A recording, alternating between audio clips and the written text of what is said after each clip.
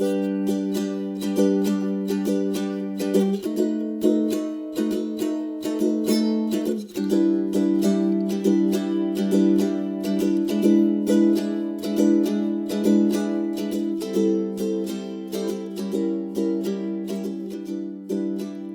everybody, and welcome back to a brand new episode of Translating Love. I'm Dani. And I'm Woifi. Hi, Woifi. Hi, Dani. Today we have a special episode for you.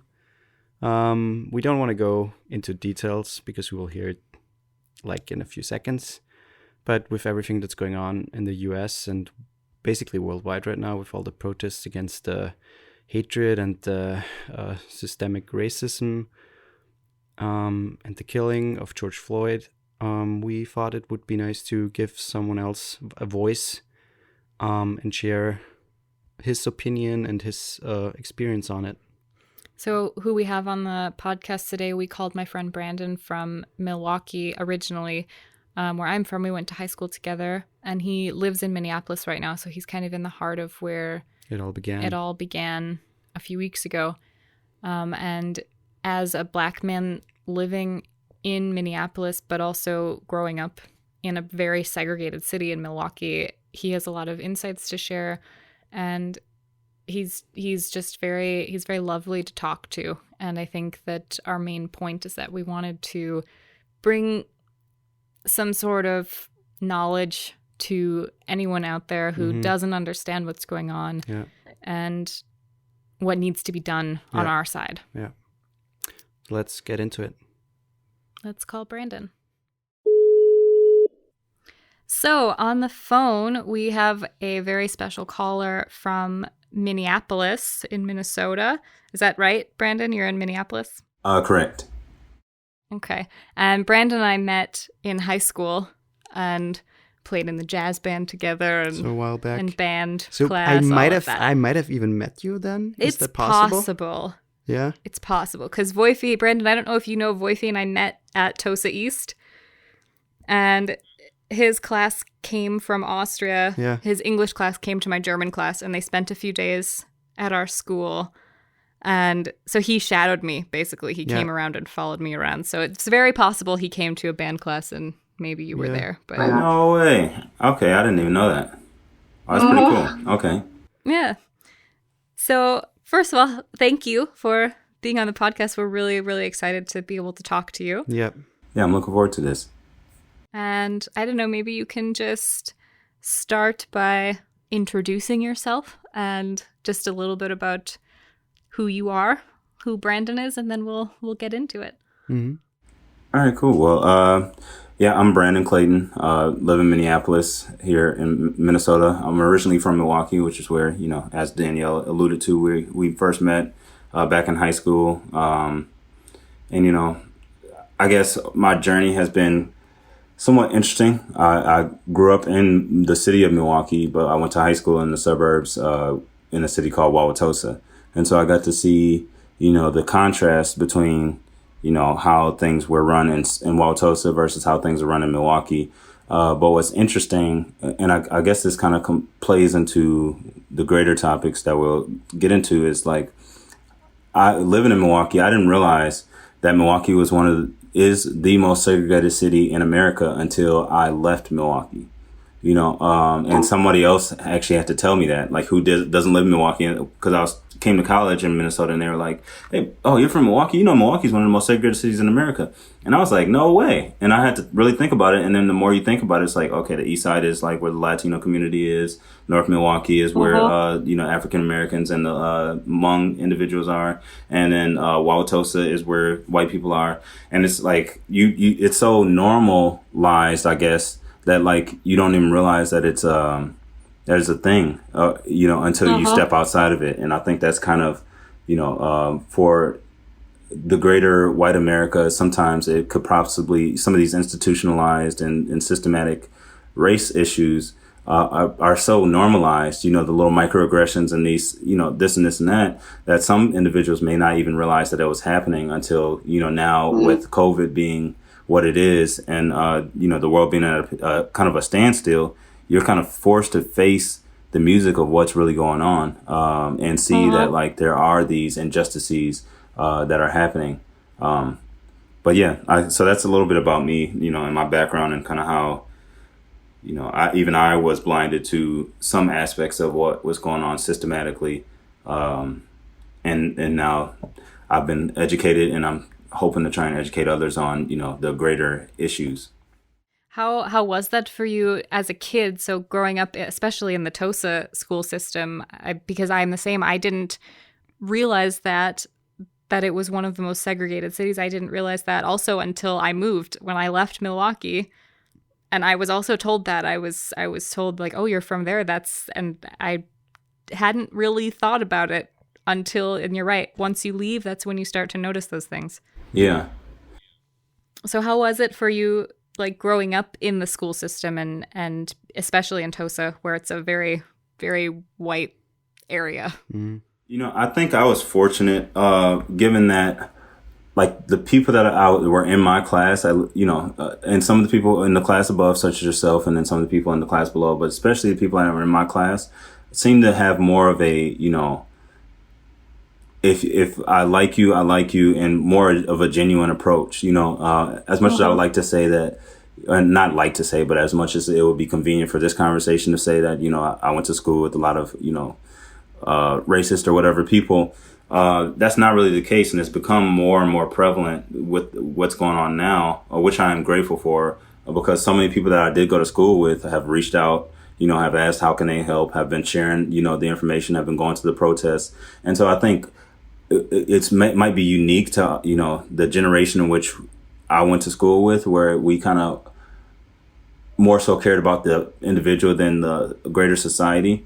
But outside of those individuals, there are obviously systematic issues, especially if you look at a city that's, we're in the north. You would think that the most segregated city would be in the south somewhere, but for us to be in the north and to still be the most segregated city, there's obviously systematic issues, the way in which we're policed and, having run-ins with the Tosa police or the Brown Deer police or, whatever. All these different police, institutions.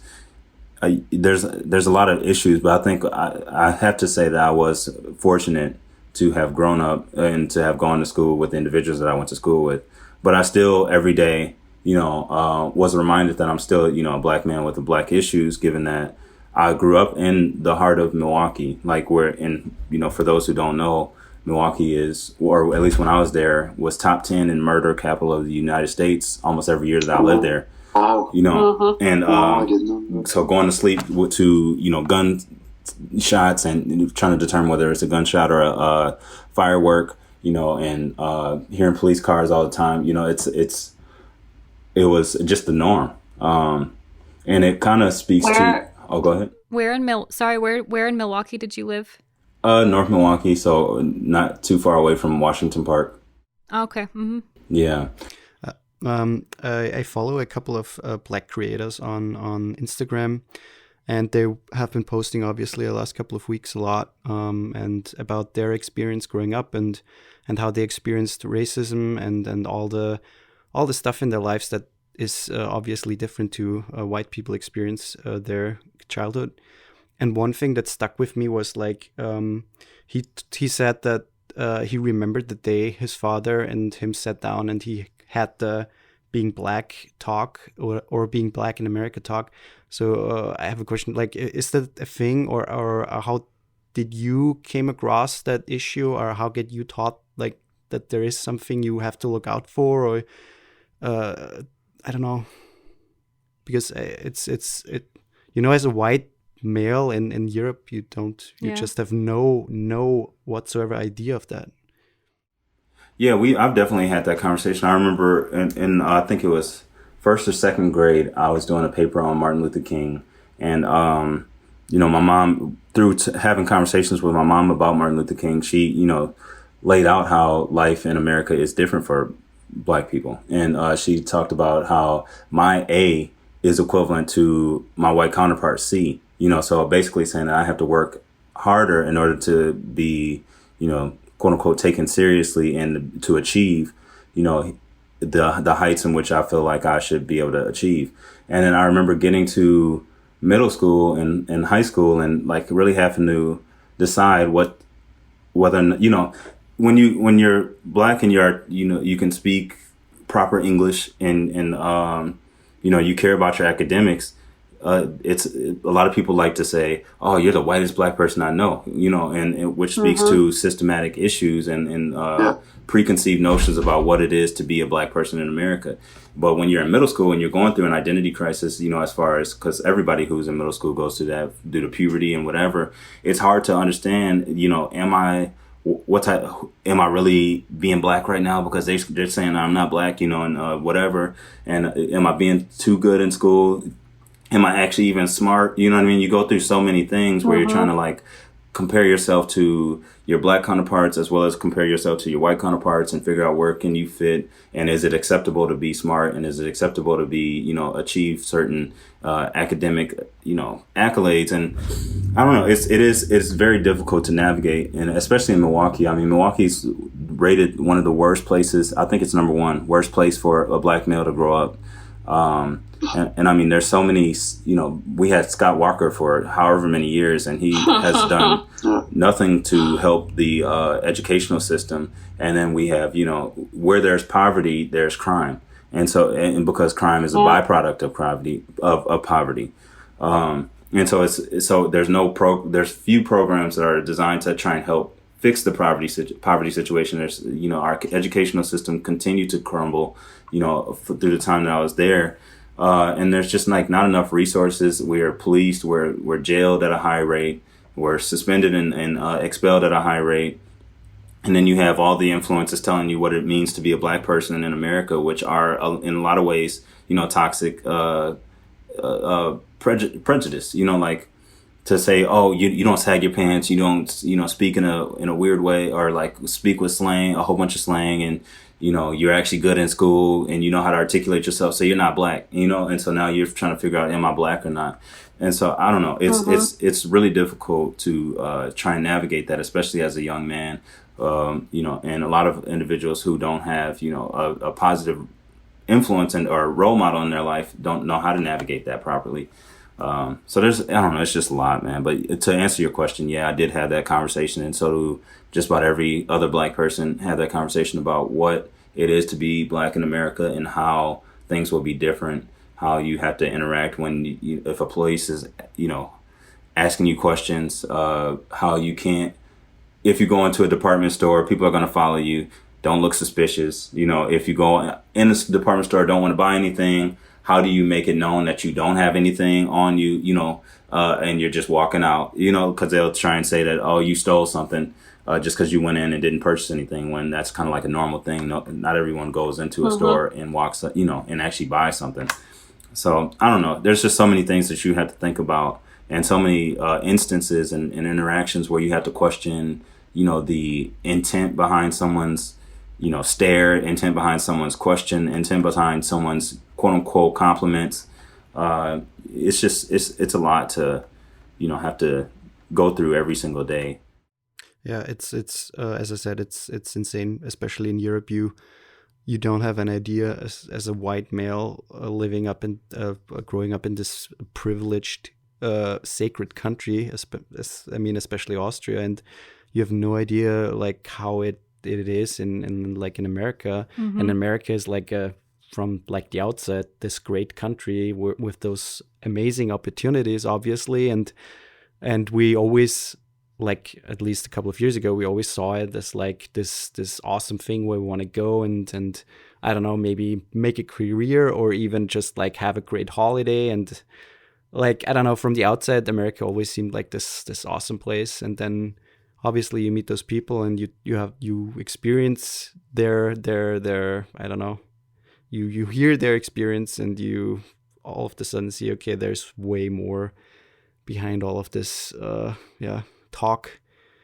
And I don't know, it just makes me sad. It makes me so sad to I don't know, to hear that, to read things like that, and because it hits me hard, because I mean, we don't have any knowledge of that. Yeah.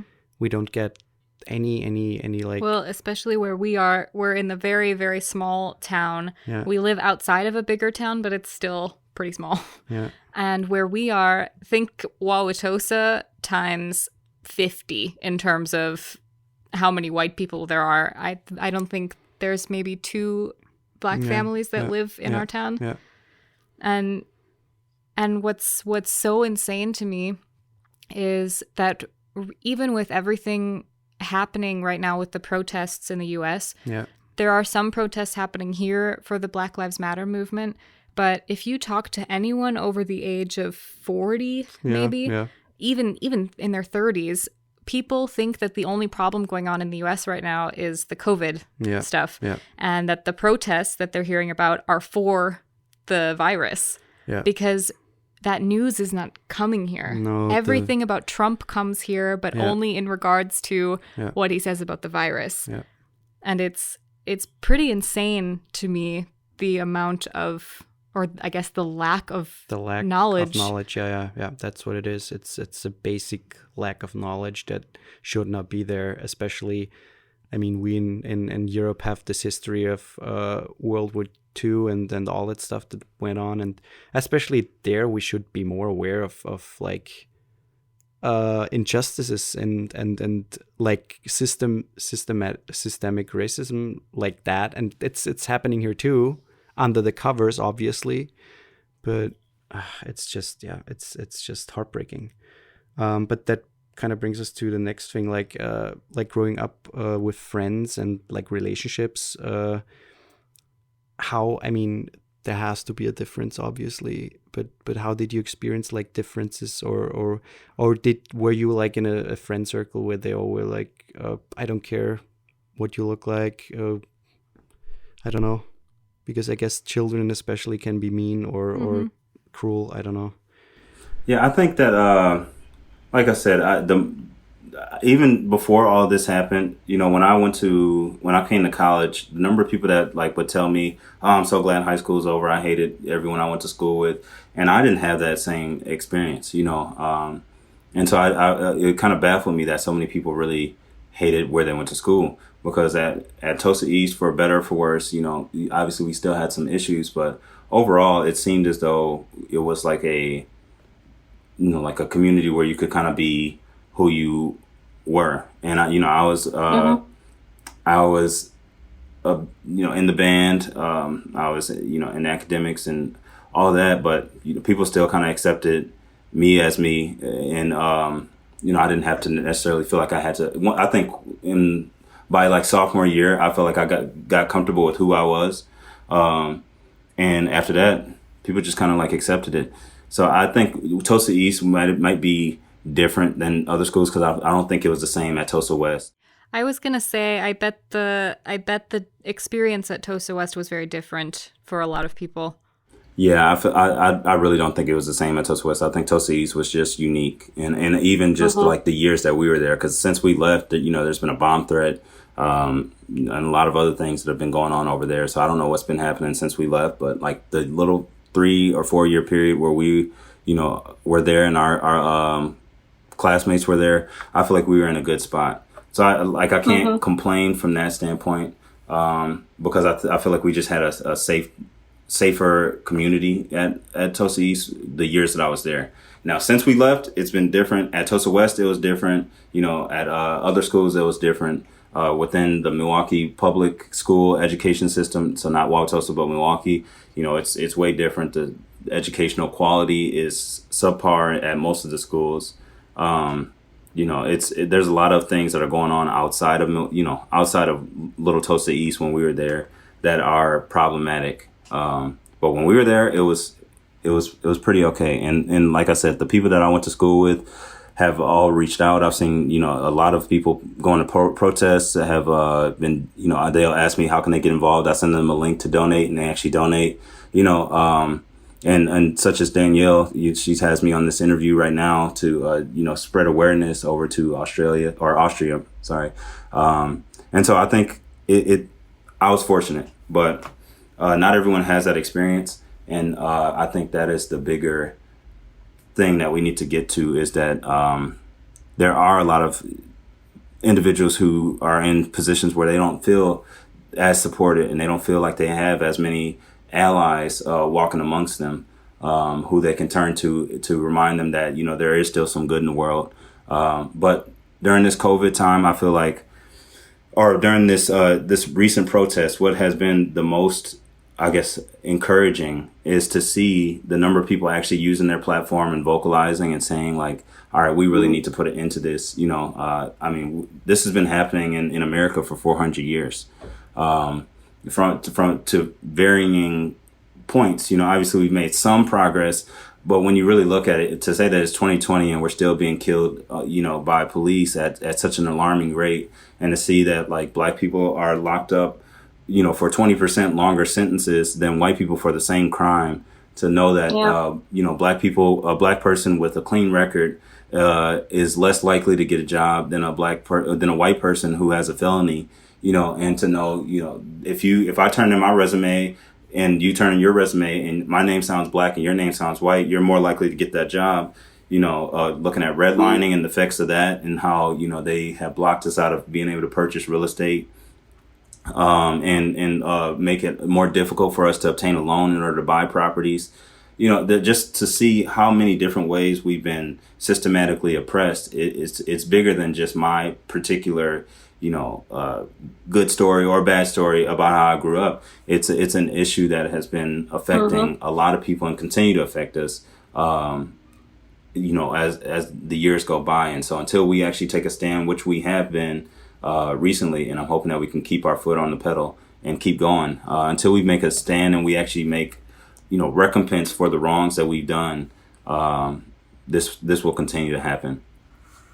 You addressed basically systemic racism already, and the oppression that's been happening since forever, and basically. And I recently watched the movie The 13th Amendment, and as I said, I'm not super, I have not a big knowledge about all that stuff that's going on. But it also hit me hard that a system that was basically built on slavery took basically the slavery away, or is the follow-up to slavery, and that it got built and changed and somehow modeled, so it's still sounded kind of okay, it's a good thing, but in the end it's not. It's just basically the same thing, but in just a slightly different way.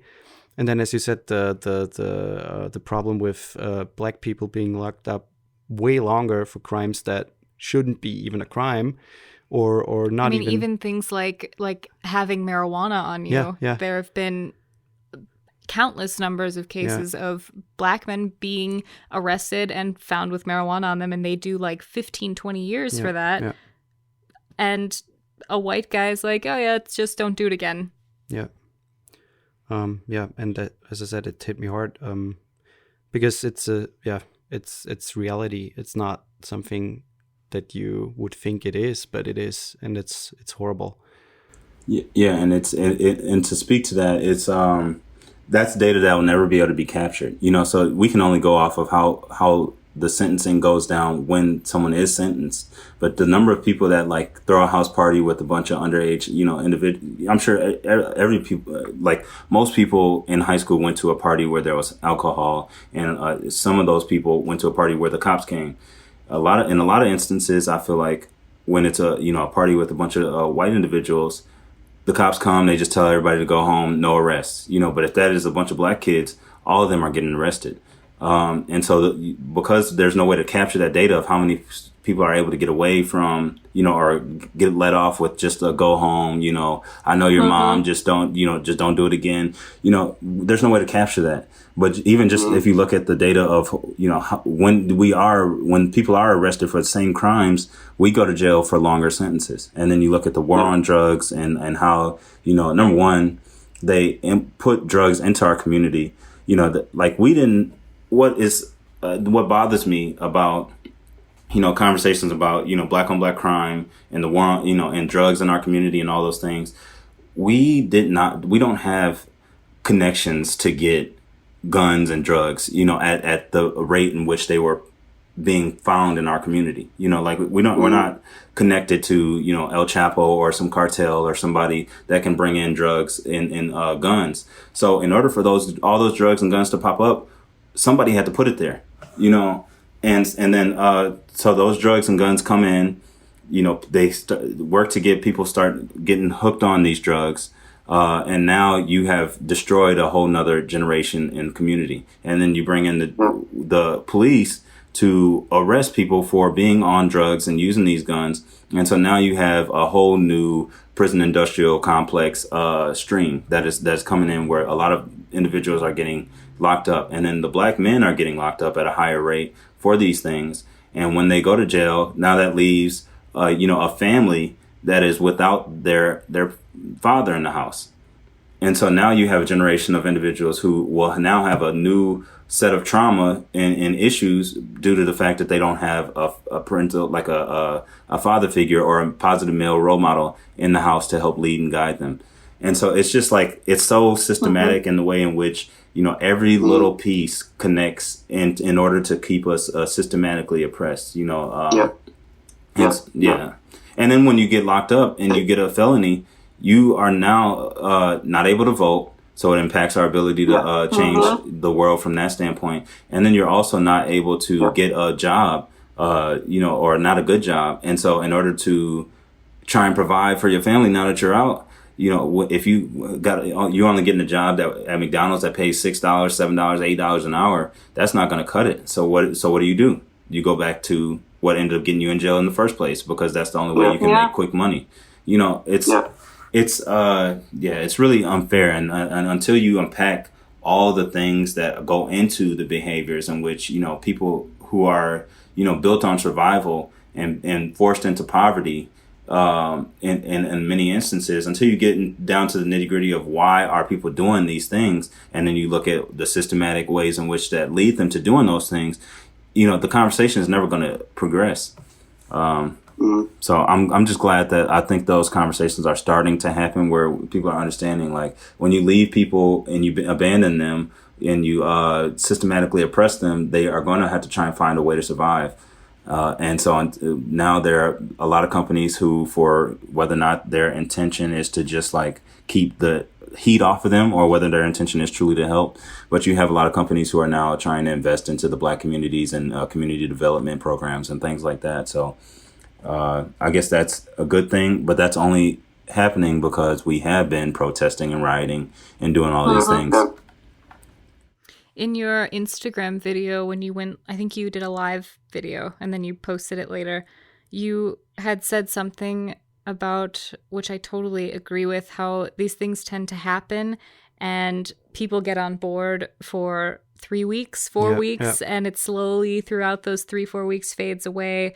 People stop using their voices, they stop donating, they stop protesting, and it seems to disappear, for at least for white people, and we become desensitized to, because it happens so often, we become desensitized to it.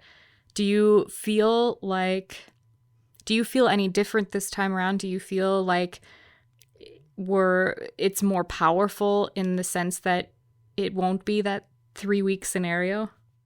I feel like it. I feel like this could be different. And the reason why I feel like that is because, obviously week 1 happened, and then week 2, the, government came in and brought in National Guard and all these, different unions to try and bring back peace. But then in week 3, I want to say this is going on week 3 now. They painted the sidewalk, or they painted the street to say Black Lives Matter in DC, and then there's been new legislation. There have been a lot of people putting pressure on organizations to get involved. There are now more conversations being had nationally. There are more countries that are joining the protests and showing their support. So I feel like we're approaching passing the point in which most people stop caring on a general basis. But people are still starting to care. So I think that this is different. And even just like, since we've been around, there have been countless number of individuals who have been killed at the hands of police, unarmed. And during those times, a lot of times, some people will do a post or whatever, may go to a protest, and then that's it.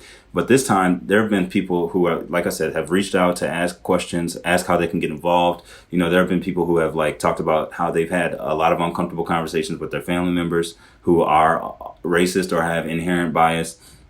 And they're actually doing it, as opposed to just kind of talking to, black people and saying oh yeah, this is so messed up. But now they're actually bringing it to their family and their sphere of influence. And so I think that's a different thing than what has happened in the past. And so I feel more hopeful for this, that there will be some changes that occur that are more permanent than I did about any other protests that we've had in recent history.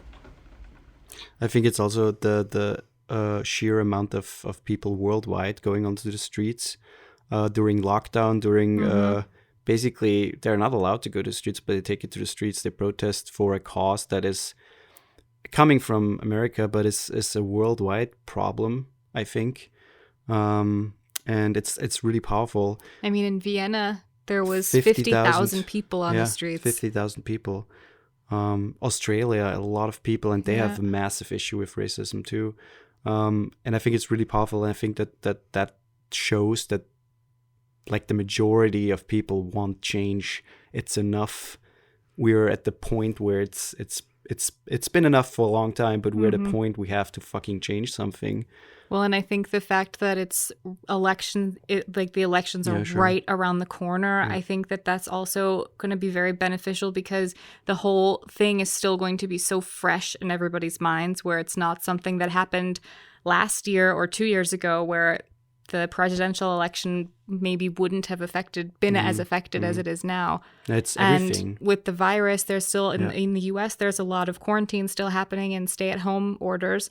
And so the mail-in voting is a lot more, you see that in almost every state, I think, now, where they have mail-in voting, which I think is going to get more people to vote, hopefully, which is, I think, one of the best things that could happen. Yeah.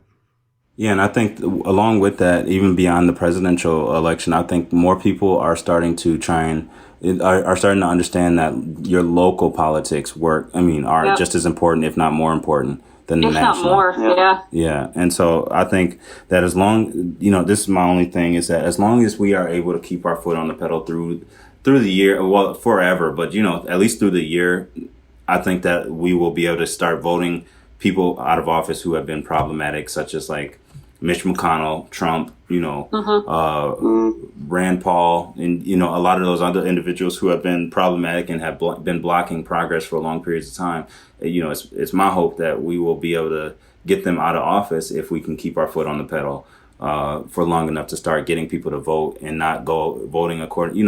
One thing. So I recently attended an event for a vigil for George Floyd, and one of the speakers said, you can come out and protest, you can do all these things, but you have to, when you go to those polls, you have to vote according to, if you really care about the Black community and the communities that have been underserved, then you have to vote according to the individuals that are going to put their needs, on the forefront.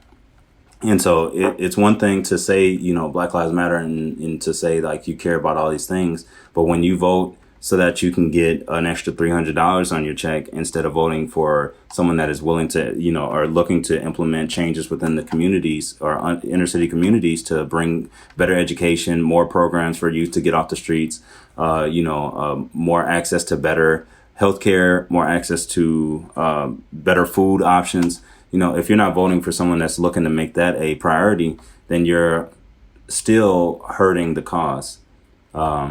So, yeah, I just think it's important for people to understand that it requires your vote as well as your marching and your protesting and your donations. Mm-hmm.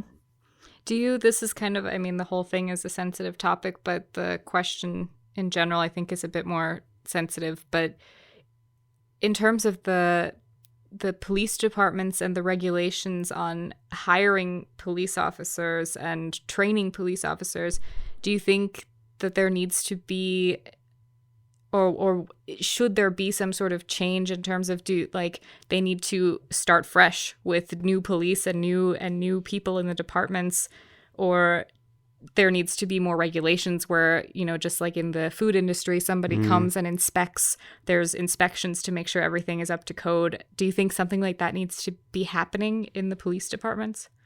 Yeah, I think the problem with the police department is that, the whole policing structure was not implemented until after slavery ended, and so they came up with this concept in order to police these now freed slaves.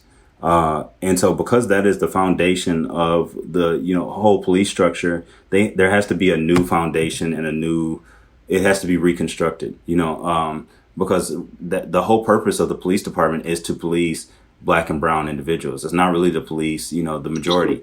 And so if that is your purpose and that is why you were created, then you will always operate out of that, out of the way in which you were created to operate. So we have to come up with number one, accountability chains that, as you were alluding to, that, enforce that these police departments are not, usurping their authority, that they are also abiding by the laws. Because a lot of times they will, overstep your rights. And then when you challenge them, they will just arrest you and tell you you're resisting arrest, and so we have to get rid of that. We have to demilitarize the police. They don't need access to tear gas and all these other things.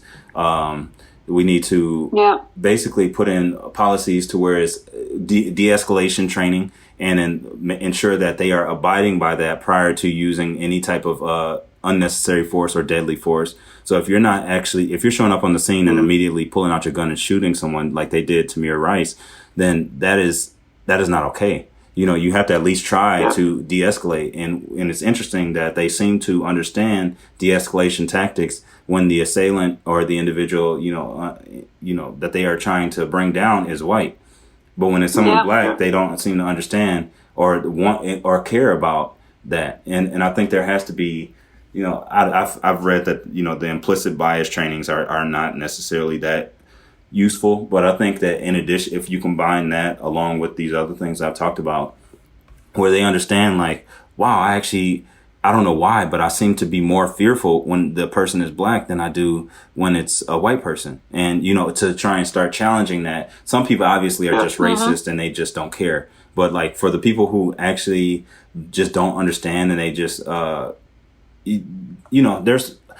that's why you can't say everyone is racist, because there are individuals who just operate from the system in which has been in place. So the system tells you that Black people are dangerous and Black people are criminals and all these things. And so you will develop, in your mind that, reactions to seeing a group of Black people, or reactions to seeing a Black man with his hoodie up, or a reaction to seeing, whatever the case may be. So you will automatically instinctually think like, oh my goodness, I'm going to be in danger just because you see a Black person, because that's what the system and that's what the media portrays us to be is these criminals. But once we can start to deconstruct that and stop painting us as criminals and stop painting us as these people who are just out to cause harm, I think that will do justice in trying to change the narrative and trying to change like the way in which we're being policed. I agree. I think a big part of the whole thing is changing the mindset and changing the overall.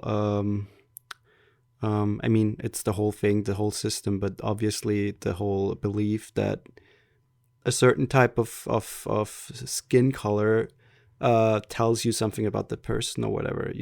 Those whole beliefs or make beliefs that in some places are basically already trained in childhood, where you get those like, hey, you're not allowed to go there because, or in this neighborhood because of blah, blah, blah.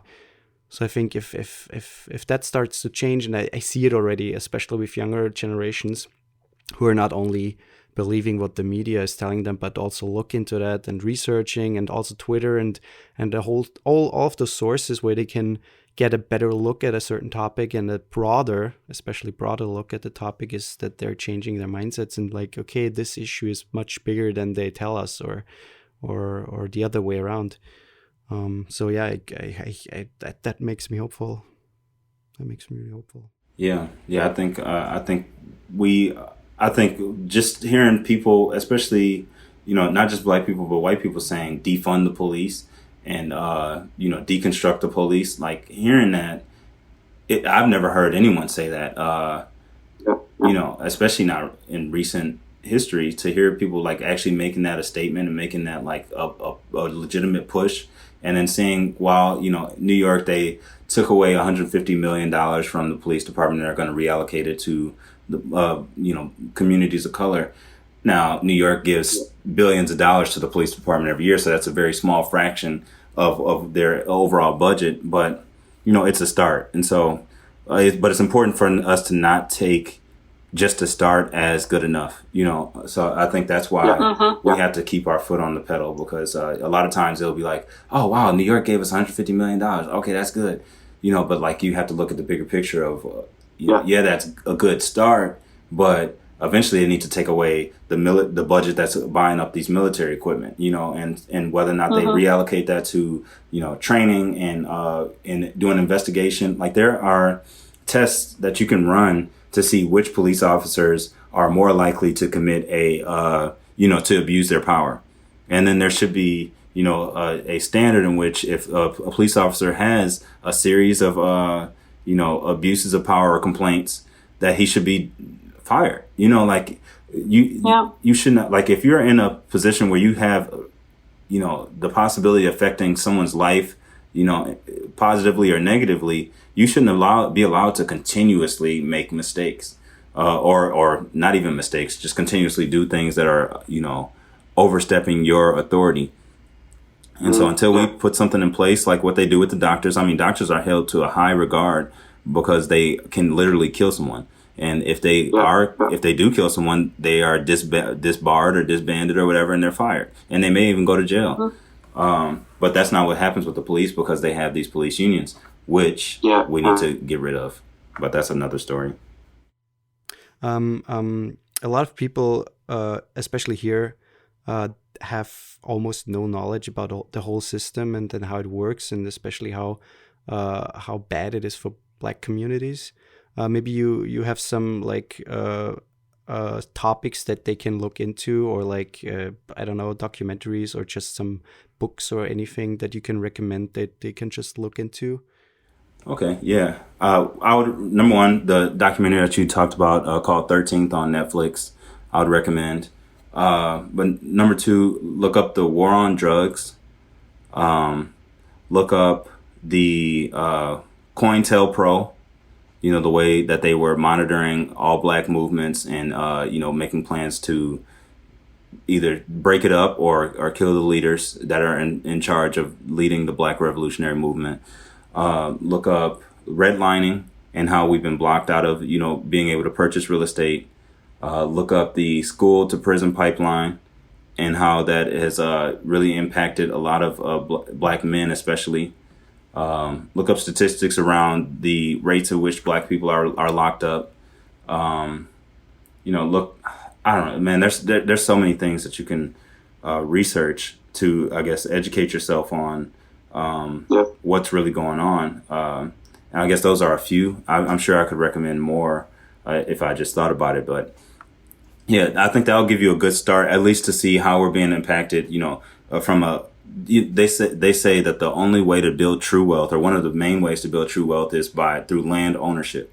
And because of the redlining thing and going all the way back to I think it was called Reformation, which was post Civil War, when Abraham Lincoln granted us our land, and then he was assassinated, and then the president that came after Abraham Lincoln, I can't remember what his name is right now, took away the land from the former freed slaves and gave it to slave owners. And then in addition to giving them that land, they paid them like, I think, $900 for lost property, and that property was slaves. And then the slaves that did have that land and had to give it up were given the option to be sharecroppers. So you hear about sharecroppers, and so they were able to work on the land for a really low rate.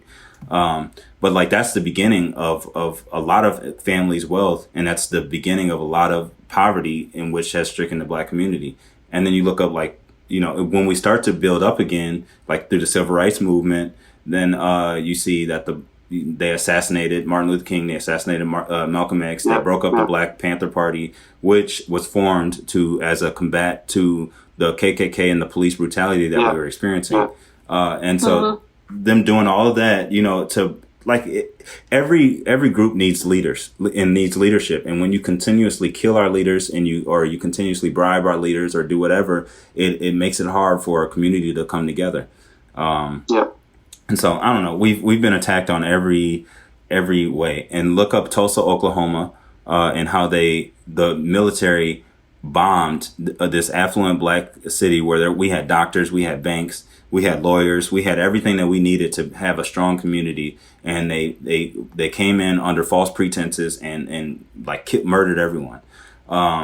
And then look up how they, even in St. Paul, we had a community called the Rondo community with affluent Black neighborhood. It was an affluent Black neighborhood. They ran a highway through the neighborhood and broke up that whole community. And so this happens all the time where we start to build up something and we start to finally all right, we're going to come together and we're going to finally overcome and we're going to, string together our resources to build something great. And then they do something to just break it all up. So it's hard to, like I said, it's hard to really actually overcome and it's hard to really band together when you are being monitored at such a high rate and you're being policed at such a high rate and then you're being sabotaged at such a high rate in every regard. So I think those are some things that will, if you are, for anyone that is interested in understanding, the Black plight and how we've had to, continuously fight just to make it to where we are. I think all of those things that I listed are some things to get you started in trying to understand.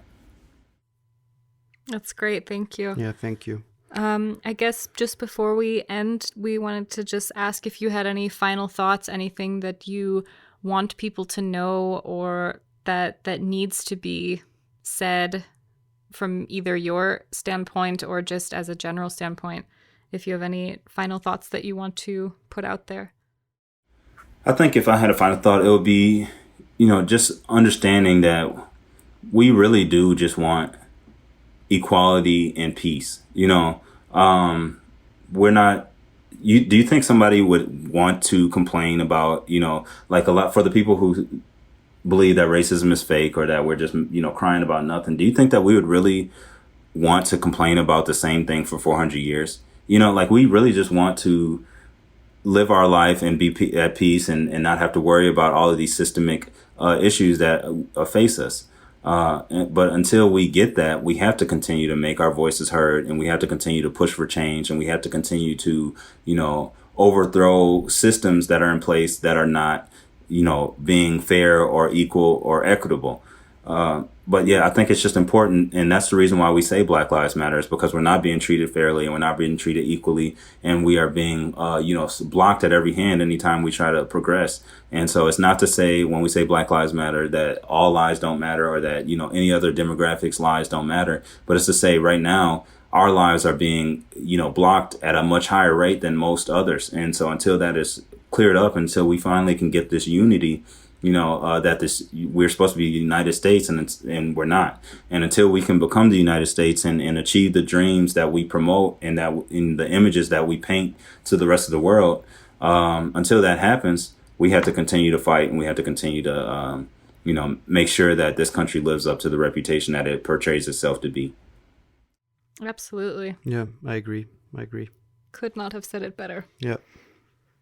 Thank you.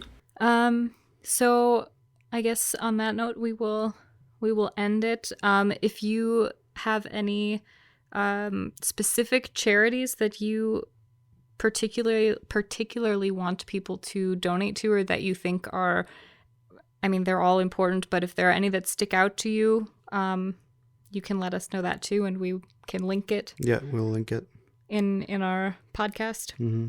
There are a lot of, now that there's so much steam going on about reform, there are a lot of, what are they called, petitions that are out there as well, trying to, whether it's to remove someone from office or whether it's to, reopen a case where they clearly just overlooked the evidence, such as that one young man who, was rolled up in a mattress or not a mattress, but in a mat, and had his organs taken out and they just said he committed suicide.